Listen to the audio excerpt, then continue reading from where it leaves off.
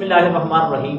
उमूमन बिलखसूस पंजाब में, सिंध में और कराची में तीन चीज़ों में एक चीज़ देखने को मिलती है कि सुबह सुबह आप जिस घर में जाएं, सुबह सुबह आप जिस दुकान में जाएं या सुबह सुबह आप जिस रिक्शे या गाड़ी में सवार हो, उन लोगों ने कवालियाँ लगाई होती हैं और ये कवाली को बाइस से बरकत समझते हैं, बाइस से राहत समझते हैं। इन लोगों के लिए एक तंबीह और एक बात ये याद रखिएगा कि कवाली ना बरकत है, ना राहत है, ना मुसरत है। कवाली हराम है। जिस कवाली के साथ आप म्यूजिक लगा हो, तबला या सरंगी बजती हो, ये कवालियां सारी हराम है। याद रखिएगा। आप कहेंगे ये क्या बात है? देखें, अगर ढोल के साथ बाजे के साथ कुरान मजीद भी पढ़ना जायज नहीं है, कवाली दूर की बात। बाद लोग कहते हैं कि इसमें अल्लाह और रसूल का नाम लिया जा रहा है। तो क्या जब कोई नाच रहा हो, कोई गा रहा हो और साथ तिलावत शुरू कर दे, हम ये कहते हैं कि जनाब ये नाचना गाना ठीक है क्योंकि साथ तिलावत हो रही है? तो याद रखिएगा, ये कतन भी ये अकीदा नहीं रखना चाहिए कि तिलावतों से घर में बरकत होगी या दुकान में बरकत होगी या रक्शे में बरकत होगी या गाड़ी में बरकत होगी। ये बरकत नहीं है, ये अल्लाह की नाराजगी सबब है, क्योंकि नबी पाक सल्लल्लाहु अलैहि वसल्लम ने म्यूजिक से मना फरमाया और कवाली के पीछे म्यूजिक, तबला,